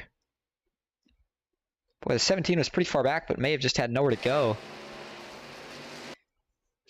See the 98 coming off the wall here. Oh, you see the 17's out of the gas. He's trying to miss it, but he's not going to be able to check up in time. Slams into the back of Jeff Carl. He goes around. The 17's going to sneak by without further incident, but he's going to get pretty big damage from that one. And now we're just about at 30 laps to go, so I don't think it's really going to come down to fuel strategy so much anymore as it is going to be tire strategy. I'm not sure the exact laps these guys can go. That's what I'm really curious about. I'll tell you what, well, we got one of the guys that was in the race tonight, and that's Richard Hurst. Richard, if you can hear me, how many laps are we looking at here on fuel? I know it's 70%. We don't have an exact number. Look at the weather. You see track temp has cooled down another 2 degrees. Now it's 74. Outside temp still at 72. That just continues to make this track gain more speed as the night goes on. Justin Parham is your current leader, so we might have missed something there with battle on pit road, actually. Excuse me. Kenneth Riedinger is going to be starting 2nd. Matthew Dyer 3rd. Sam Boutwell 4th. Bunny Roberts 5th. Paul Witt 6th. Alex Gray 7th. John Bell 8th. DJ Madish 9th. And Robert Jordan rounding out the top 10. Richard saying 25 laps on fuel. All right. Well, it's going to be 31 to go, so maybe it is still going to come down to fuel strategy. You know, I don't know if, man, if you go down and you top off right here, maybe you do. Man, it'd be really close, though, because you figure they're going to go green if they do that with 30 laps to go. saving 5 laps of fuel and being competitive. Yeah, I don't know if these guys can quite do that. Might be close. We'll have to see. But if we get another caution, then that very well might put everybody in their fuel window. And if that happens, this thing might start to get really messy the rest of the way because these guys have been going crazy. 13 of Jay Stinson works his way off pit road. So does Randy Bonomi. Jeff Carl used his fast spare. He's back out and ready to go for Lucky Dog Racing. Joey Hickox, ooh, he's pretty banged up. He's sitting on pit road right now in that 31 truck. And, man, Joey got a lot more damage than I initially had thought. I wonder if this was... We saw him make contact with Jeff Carl. It is mostly to the right side, so actually that may have been from that contact with Jeff Carl. Albert Hewen still on pit road. Robert E. Morrison as well. Tristan Fortson, and then Richard Hurst looks like is off track. So 23rd, Richard Hurst, Ray Zerkut, and Paul Crumry off track. Ray was having internet issues. Paul did not start the race, and Richard had that truck totaled, so unfortunately he did not have a chance.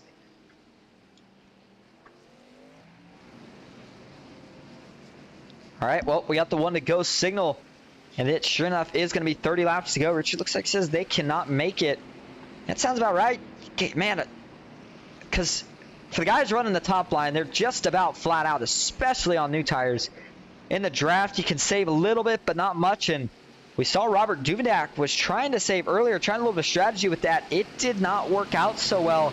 Got tagged in the back right out of caution, damaged that truck. So, you know, I don't think we're going to see anybody trying that strategy here. I think this is still all go. But then the question becomes, do you short pit? Do you long pit?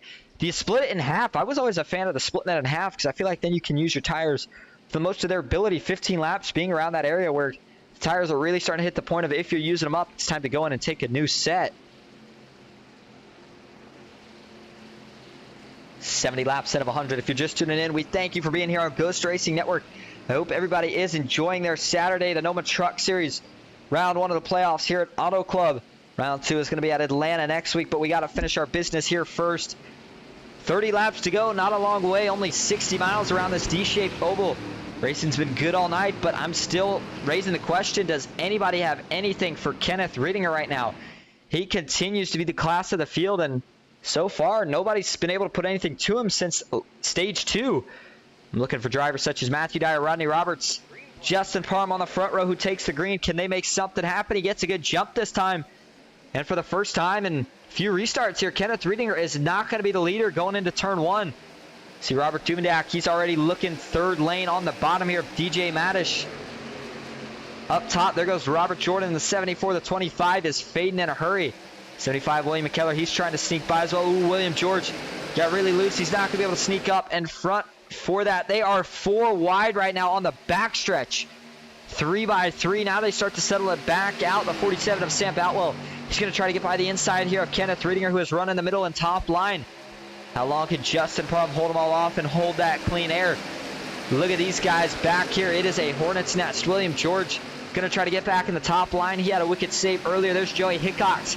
He's in a mad dash for track position right now, but there's no run. William McKellar and DJ Madish, they are on the bottom, and they're finally going to start to sort it out. Getting single file there, but up front, Sam Boutwell made a run at it, couldn't get the job done. Now he's under fire from Matthew Dyer. Kenneth Riedinger has not been able to take the lead just yet. Each lap that he sits behind the 19, the harder it's going to become to pass him, but he's not going to rush. He knows he's got plenty of time here. Going to save those tires. Make sure he has them for the end, but that shows you just how important here clean air is. Ooh, the 45 of Rodney Roberts is sliding up, trying to pin Sam Boutwell up to the top of the track. Now we see Paul Witt with a run. Where is he going to take it? Looks like he's going to try to stick to the outside here. Rodney Roberts was probably hoping for a little push, but he's not going to get it. Paul Witt had a ton of speed in stage 1. Pretty good in stage 2, but since then he's kind of fallen back a little bit. Maybe pit strategy not working out too well, but now he's cycling his way back up here. And he looks like he's on a mission to go to the front. Kenneth Riedinger just about now on the back bumper of his teammate. You see the gap is under 1/10 of a second. And he's going to try to work the high side, looking for some clean air. No, maybe going to look for the crossover here. At a turn 4, he's not going to get it back to the top line. Justin Parham's going to hold him off again. But this is kind of different. When we saw Kenneth Riedinger take the lead, he pulled away. He must have got a little tight right there. Lost about 2/10 down the front straightaway, and Matthew Dyer is going to try to take advantage of it and go to the low side. Rodney Roberts stays on the top. These guys battling is what Justin Parham wants to see. He is using way less tire than anybody else. Matthew Dyer tried to slide up. The gap was not there for him to fill. He's got to stay tucked to the bottom. All right, well, we're hitting at that almost 25 laps to go. It's going to be 26 at the line this time. Good time for NOMA Truck Series. Crank it up. Here we go.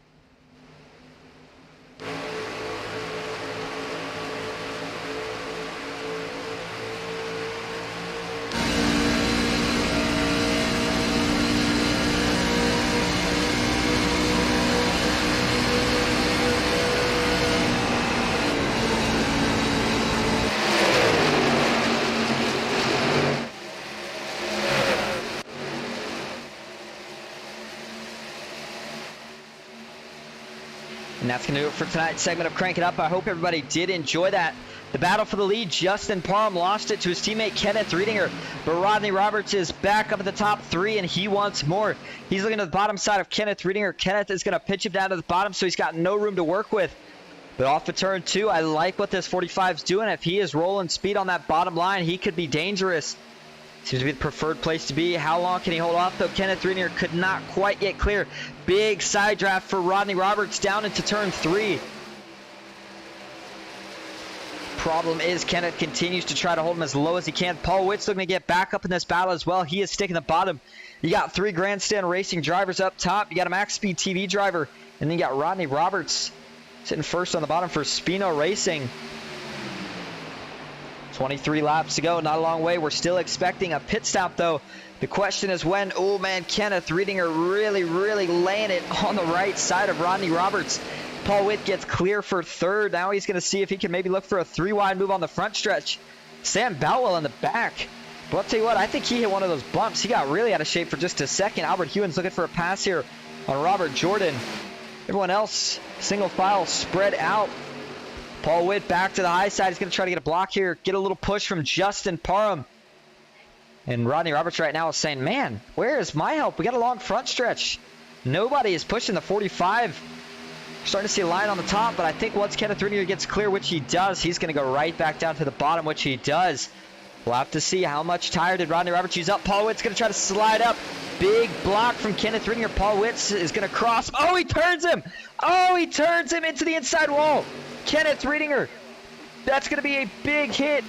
Oh, the 24 is destroyed. I got to... No shot. Did he not hit that wall? What did... Man, that was... We got to take a look at this. If he did not hit the wall, I am amazed. And he didn't. You have got to be kidding me. Oh, actually, well, he did tag it. Not too bad. But let's go back to where this starts. What happened here? Was it a block or was it just... I think I might have an idea, but that was the last thing I expected right there. That even caught me off guard. Oh, my goodness. All right, let's see if we can get a good view of it here. Let's look from the blimp cam first. Back it up a little more. Paul Witt's got a huge run here, and he's going to try to take it. He's going to get to the... He's going to try to wait till the last second to do so. It's like he gets there, and then... Ooh. Maybe slightly coming back up, but doesn't matter how you look at it because, man, they got spun from it. Is not going to be too happy. The good news, or the impressive news, whatever you want to call it here, is somehow he did not hit anything. See, this gives us a little more insight here. See the right side tires of Kenneth Riddinger are pretty steady. Yeah, that looks like Paul Witt maybe just coming up a little bit. The thing is, though, we talked about how bumpy this track is. And those big bumps on the backstretch, sometimes they bump you just a little bit left and right. And when you're that close, I think that might be what happened right there. So Kenneth Riddinger, ooh, he's got some damage on the left front. It's going to cost him just a little bit. Let's get a couple more views of it. I do apologize if I got a little too excited for everybody at home. That threw me for a loop. That is not what I was expecting at all. Like I said, of course, when we say he turned him, we know for sure Paul Witt obviously did not mean to turn him by any means. Just unfortunately, what kind of happened here was it any... There's the contact. Sends Kenneth Riddinger around. Let's ride on board here with Paul Witt if we can. But this is what we were talking... I mean, didn't we mention this earlier? We said that this is what happens in some of these races at the end that you just never know. Who was the most dominant guy of the day so far? I mean, it's Kenneth Riddinger, and then all of a sudden, what happens? He gets in a wreck, and now he's going to have to go to the back and try to make his way all the way back up and potentially risk getting in another wreck. All right, here's the onboard for Paul Witt.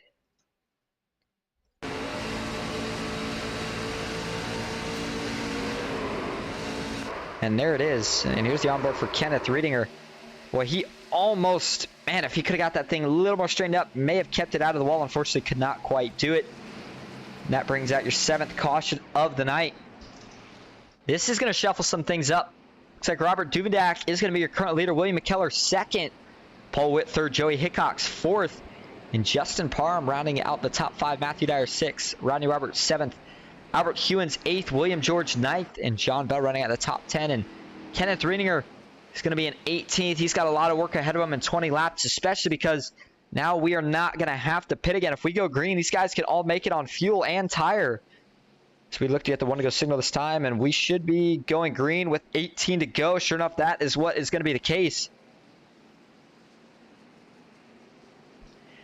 And let's, I don't think we'll, actually, yeah, let's see if we can dial up somebody here real quick. Try to get as many of these guys as we can when we can. So we get Robert Duvendak. Hey, Robert, this is all set up in the booth. You got a copy? Yes, sir. How you doing? Good. Well, you got a front row seat for this restart. We just saw potentially the most dominant truck of the day go for a wild ride. What are you thinking right now starting on the front here? I don't think I stand a chance. I had about 8 or 9 laps on that set of tires, and I got 1 set left, so I'm just trying to save a set here in case we get a late caution. So I just took enough fuel to get to the end of the race, and just see how these cards fall here. We're gonna need things to go my way to stay up here and get a win. Well, we've seen things go your way before. I know you might need another caution, but if we get that late caution, you take new tires, do you think you'll have enough time to get back to the front? Well, if we get a late caution, I think everyone's got a set left. I was a set behind because of my strategy there, so I believe everyone's got 1 set left, so we'll see. I don't know. We'll just have to see how it goes. All right, well, from a spin earlier to back to the front, pretty good recovery. All right, good luck. All right, thank you. All right, Robert Duvendak getting ready to lead him back to green here as the pace truck is going to pull off. 18 laps to go. The gloves are coming off. You heard him. All these guys are going to have a set left, and I believe a lot of guys just took a set. Things are going to get really wild here. We'll try to get the best camera work in here that we can. Looking from the blimp cam here into the Geico restart zone. Green flags out. Robert Duvendak gets a great jump. Maybe just a slight bit of tire spin from William McKellar. Paul Witt is going to see if he can get clear before they get down into turn 1. The 19 of Justin Parham is getting a big push here from Rodney Roberts all the way down into turn 1. And now they start to fan out. Big lead right now for Robert Duvendak. That is going to diminish quickly here as Paul Witt works the high side. He is looking for a run. Look at that 24 already 4 wide. That's Kenneth Riddinger. Oh, we got another wreck up front here. William George goes around. Oh, the 13, Jay Stinson down into his teammate. This brings the caution back out. Comes to a sliding stop. This might have worked out for Robert Duvendak. We'll have to see. Well, that was a couple different wrecks that kind of made it into one. Let's go see where this is going to start here. Jay Stinson, we know, crashed, but this started ahead. Trying to find where... Oh, man. This is the last caution, of course. Trying to get to the most recent one. And looking... This starts pretty far back here. Oh, my goodness. This is going to start with the 45 and the 31. That's Rodney Roberts and Joey Hickox. See what happens with these two. Looking at... Actually, let's go to TV2 here. This should give us a pretty good angle of it. And as Ooh, maybe Joey just getting a little too close here. No, Joey's not. No, Joey's holding his line here. It looks like just maybe try to slide in a... Yeah, man, you just cannot tell from that. You try to get you guys a better angle here. Look from the chopper view. All right, here we go. You see Joey Hickox currently in the top line. And you're going to have to go 5 trucks back, and it's that truck on the top. Rodney Roberts is on the bottom. Ooh, man, the 19 of Justin Parham had a big wiggle. That's what's going to start this. And then the 45, Rodney Roberts maybe going to try to slide in line. Joey maybe coming, maybe coming down a little bit there. And he turns the 45 into the outside wall, just barely coming across his back bumper that causes that. They get down here. They kind of keep it together, though. Oh, my goodness. The 45, Rodney Roberts, he unfortunately slams the inside wall. Watch this hit for the 45, but also watch up top. That's the 96 of William Georgia. 45 looks like may have flipped over. We'll have to take a look back at it. Oh, did Kenneth Riedinger get turned in this? That is not what he wanted to have happen. Let's go back to him. See Kenneth in the 25 here. I think he's going to get a tap from behind. That's Robert Jordan, the 74, trying to avoid it. Taps him in the left rear. That sends him up into Jay Stinson, who had nowhere to go. And then Jay's going to come back down now, collecting his teammate. I believe this is the one that's going to finally bring out that caution. See, goes for a slide down there in the grass. Let's go back and take a look here at Rodney Roberts. I think he easily got the worst damage out of everybody. Look at that image. My goodness. All right, here we go.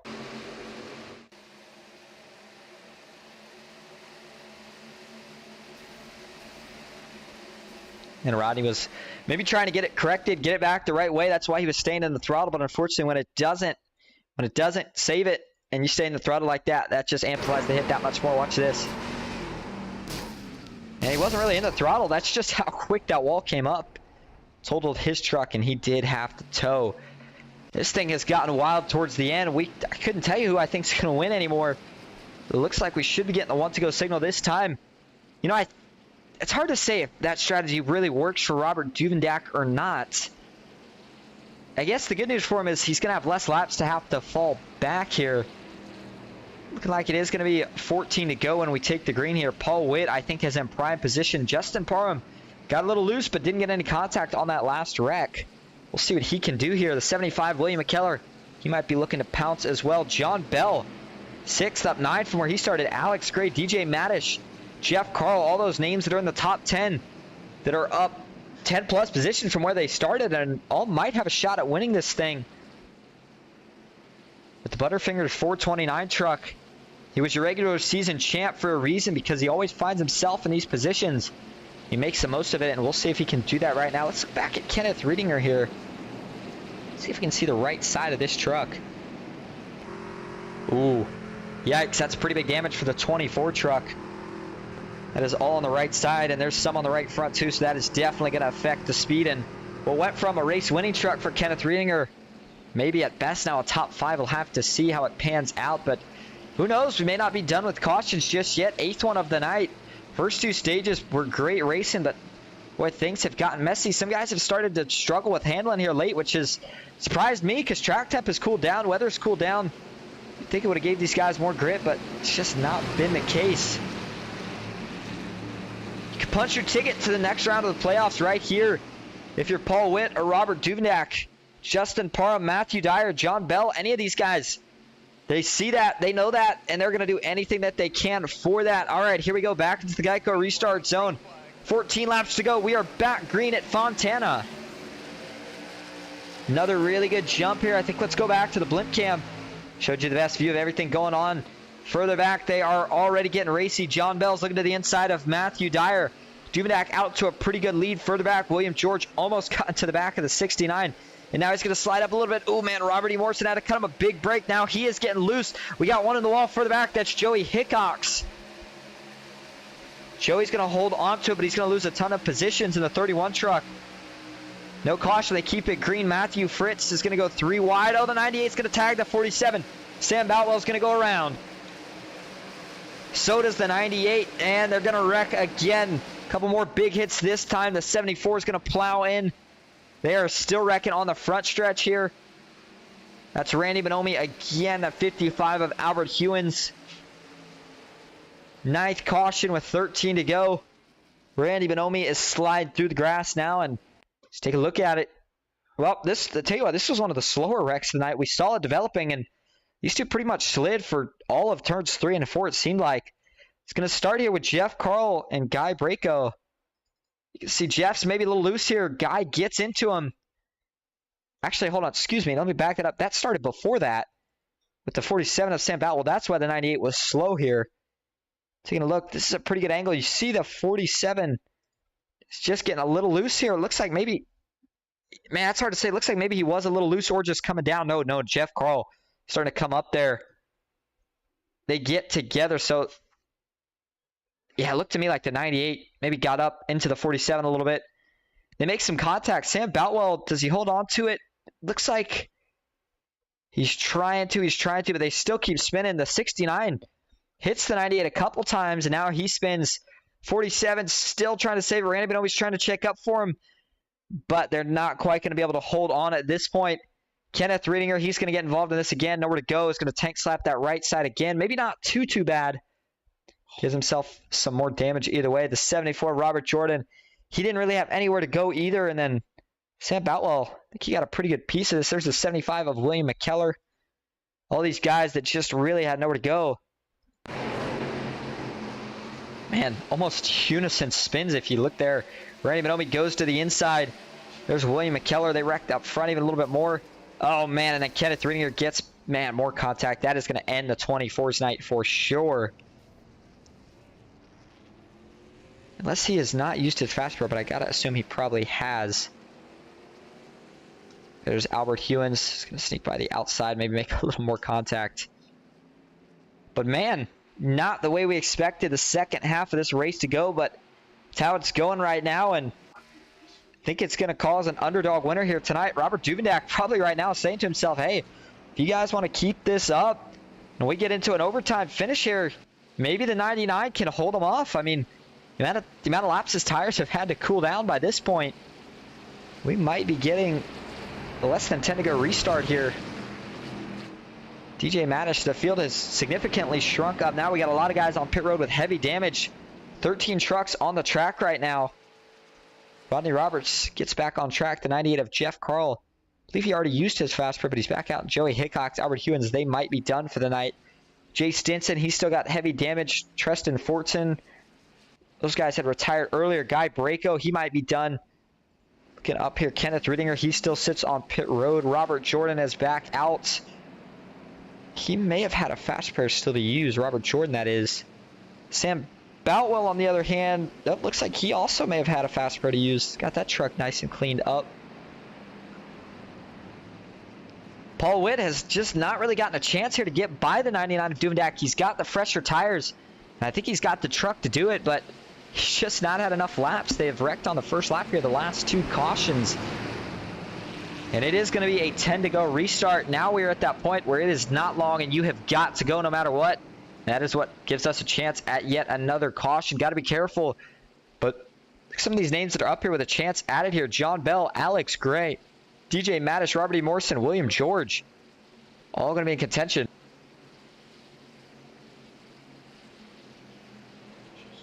And if you're just tuning in, it's been pretty crazy. You can see on the scoring tower 9 cautions, but these guys can still put on a pretty exciting race to finish this thing off. We'll find out.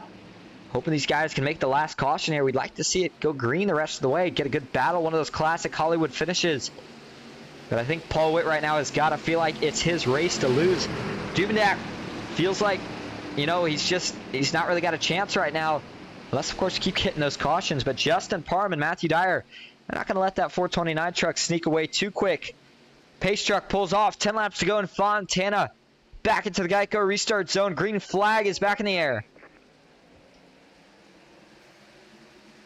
Looks like a pretty good restart again from Robert Duvendak. Paul Witt and Justin Parham are going to stay side by side into turn 1 here. Can Paul Witt get clear out of 2? That's the big question right now. Ooh, looks like we might have had one truck jumping around there just a little bit. Matthew Fritz gets a little bit of side draft. Ooh, Robert Duvendak got really loose. He's going to have to try to slide up here. Throws a block on Justin Parham. Parham has to get out of it. That's going to allow Paul Witt and Matthew Dyer to march right on by. Man, Justin Parr probably not going to be too happy with that, as he is going to lose 1, maybe 2 positions from it. But Robert Juvendak slides back to 3rd. Matthew Dyer up to 2nd. Oh, man, that 99 truck is really, really loose. He is trying to hold on for dear life right now, but all of a sudden those tires not handling so well. He has fallen way back, almost to the back of this pack already in just a lap. That's going to set our sights on the battle up front. Matthew Dyer and Paul Witt. It is go all out from here. The tires, no point in saving them. You can use them now. The 429 is going to work the outside. Matthew Dyer working the inside. Paul Witt had to let a little bit out of it. Getting out of the corner. Does Matthew Dyer stay on his quarter panel? He can. He tucks back in behind him. We'll see if anybody else can get up in the battle. Matthew Fritz and Justin Parham. They have been 2 more of the hitters tonight. Do they have a shot? How about John Bell? Hasn't been up here yet tonight. He's got a perfect opportunity. Paul Witt gets clear. He's in the clean air now. See what he can do with it here. Does Matthew Dyer take a chance, roll the bottom, hope that maybe Paul Witt's tires wear out a little bit more? He's got something for the end, or does he go for it now and try the high side? Paul Witt's rolling the middle. He knows that's the place to be right now as he arcs it around. Matthew Dyer's going to try a lane up. Matthew Fritz gets a pretty big run on him down the backstretch. What does the 48 decide to do here? He's going to stay tucked in line here. The 2 got a run. Is he going to dive down? He's not. He stays in line. We come to 7 laps to go, and at this point, if you're in the top 4, you're trying to set yourself up for the winning move. Auto Club is kind of one of those tracks. If you got a chance on the last lap, you might be able to give the guy a little shot. Getting down in the corner, I don't think Matthew Dyer is thinking about doing that, though. I think he's thinking about passing him as clean as possible. But Paul Witt is trying to defend what he feels like is the fastest lane, which is that middle right now. And boy, is he ripping it. Matthew Fritz continues to try to hold off Justin Parham, who's looking for more on the bottom line. Everybody else has single filed out. And that's why we're keeping our eyes up front here for the rest of the way. Draft should be able to keep everybody together for these next, what is going to be 6 laps to go. But Matthew Dyer is starting to fade a little bit here. If Paul Witt can get himself enough of a gap, and that's what he's doing here. He's going to try, you see him snaking around, try to break that draft. They're going to go around the lap truck. That's Guy Braco, who rides on the apron. He is beaten up. He's trying to finish this thing off. He's really slow, actually. If he blows up on track, that could bring out a caution. I'm not sure if he was just slow intentionally or not. The 2 of Matthew Dyer, he's got another run here. Can he keep the tires under him? Paul Witt got a little bit tight. Now the 2's going to dive to the low side, looking for a side draft. Holds the middle line. He's going to have the advantage, but Paul Witt still has the preferred line. He tries the slide job here. Can he get clear? If he does, he's got to go for it. He does get clear. He slides up in front of Paul Witt. Paul Witt looking for a crossover. Matthew Dyer's looking for the block. He's got to be careful. He's not there.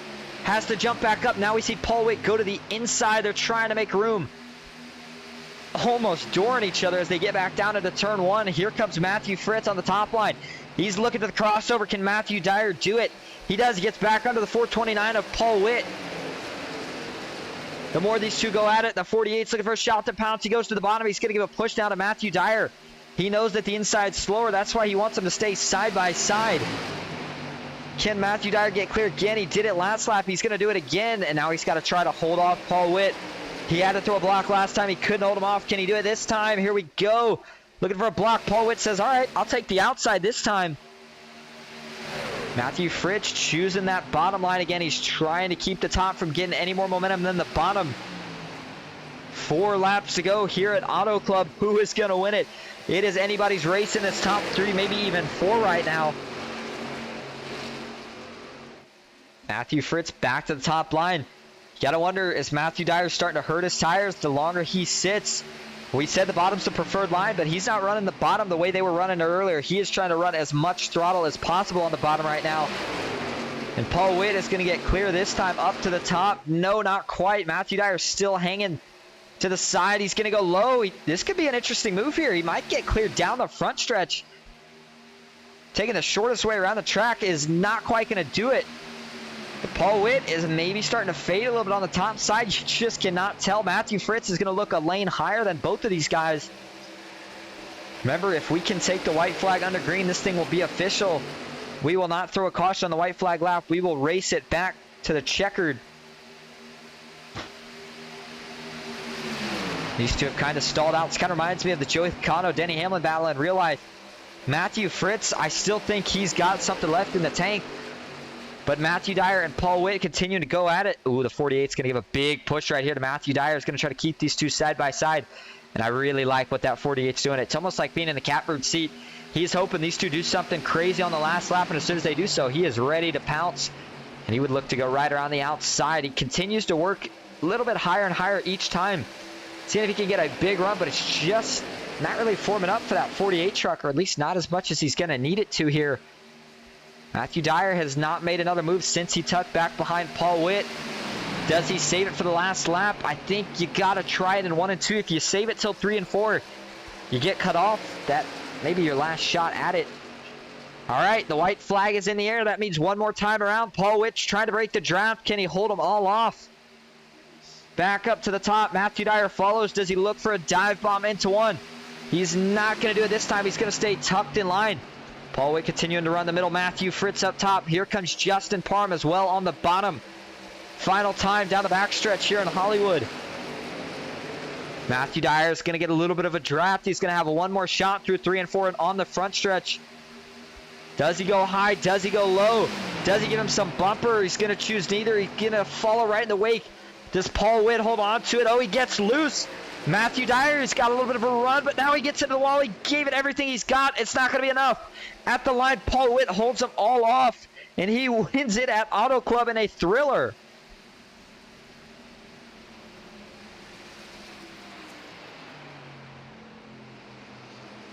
My goodness. Paul Witt, your regular season champ, wins the first race of the playoffs. Man, I thought Matthew Dyer had something for him, but the two is just trying to throw in a little extra throttle there at the end. Didn't quite have enough to make it stick. But either way, he comes home second still. Matthew Fritz third, Justin Parham fourth, and William George fifth. And we will be trying to get interviews from your top three.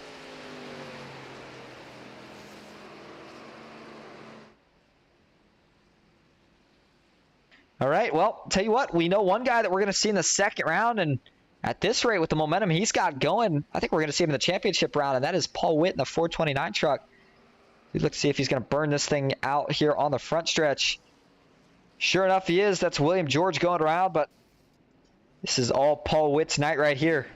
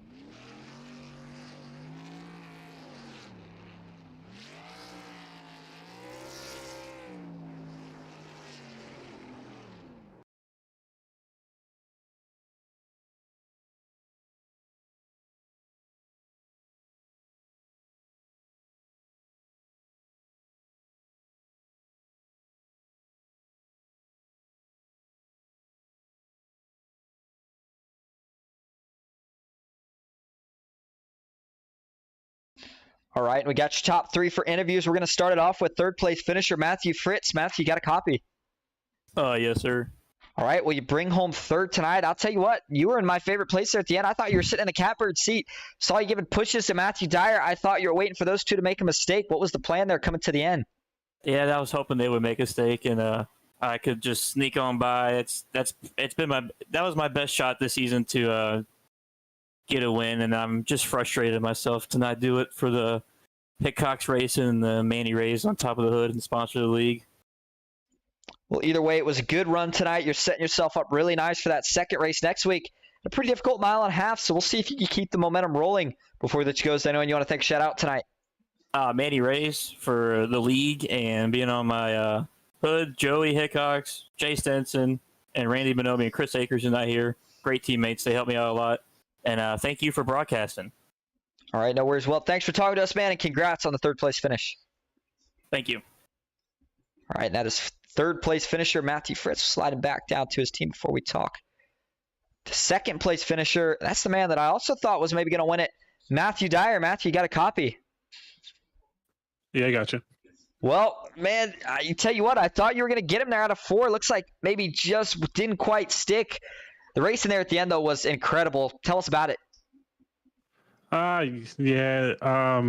Coming off of 4 on that last lap, I saw him make a mistake, and I kind of got a little bit too eager on the throttle. I think if I would have waited just a half a second longer, I think it would have sticked. But overall, a really good race. I mean, we stayed up in the front the whole time. We were able to take care of our tires and be able to use that late run speed, to keep ourselves up there. But overall, a great running by Grandstand Racing.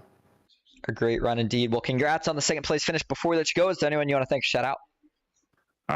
Just shout out to Matt Knight for making this amazing paint scheme. Nightfall Graphics. Shout out to your Rittinger and Justin Parham, for bringing me on to Grandstand Racing, and you as well. All right. Well, thanks for talking to us, and we'll see you next week. All right. Thank you. All right. Now we're gonna bring in your winner. I think he's been a pretty happy guy. That's Paul Witt. Paul, you got a copy? Sure do. Gotcha. All right. Well, you win in the first round of the playoffs. I mean, I guess that's probably why you were the regular season champ. You know how to get it done anywhere. Man, you had to hold off 2 really fast trucks there at the end. How did you do it? I have no idea. All I know is I kept looking in my rearview mirror, and Dyer was right there, and I have no idea how I held him off, because they were a little bit better in 1 and 2 than I was, and it looked like I was a little bit better in 3 and 4 than they were. But all in all, can't complain. I had my ups and downs here tonight, and got in a little scuffle there and fell backwards, but made it through the field. Absolutely. Well, I mean, you had to be thinking to yourself there at the end when you saw out of turn 4. Did you think he was going to get you, or did you know he wasn't? No, I thought for sure he was going to get me until he hit the wall. When I seen him hit the wall, I could breathe then. But coming in 3 and 4 there, I was holding my breath that whole time, because I was getting tight coming up, and he got tight coming up too, I guess, and slid right into the wall. And I was like, oh, thank you. Don't have to drag race him to the line. Well, it was a thriller for us to watch up here in the booth. Before we let you go tonight, is there anyone you want to thank? Shout out. Well, I want to give a shout out to Jay and Joey and for doing the leagues. I mean, they got full-time jobs, and they're still doing all this. Guys, give a shout out to you for broadcasting, and all my family watching. My wife let me come down here and do this, and the good Lord above. Just got a good group of guys here, good hard racers, and can't thank everybody enough. All right. Well, congrats on the win tonight, and we will see you next week as well. All right. Thanks, man.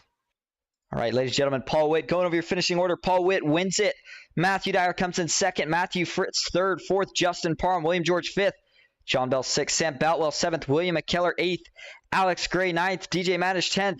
Robert Duvendak 11th. Jeff Carl 12th. Robert Jordan 13th. 14th, Robert E. Morrison. Joey Hickox 15th. Rodney Roberts 16th. Guy Braco 17th. Kenneth Riedinger 18th. It's going to be Albert Hewins 19th. Randy Bonomi 20th, 21st, Jay Stinson, 22nd, Treston Fortson, 23rd, Richard Hurst, Ray Zerka 24th. Rounding out the field is going to be Paul Crumry. Well, next week we head to the Cheese Grater Track, Atlanta, the fast half mile, and I am excited for it. I can't thank everybody enough for tuning in tonight. And until then, have a good one.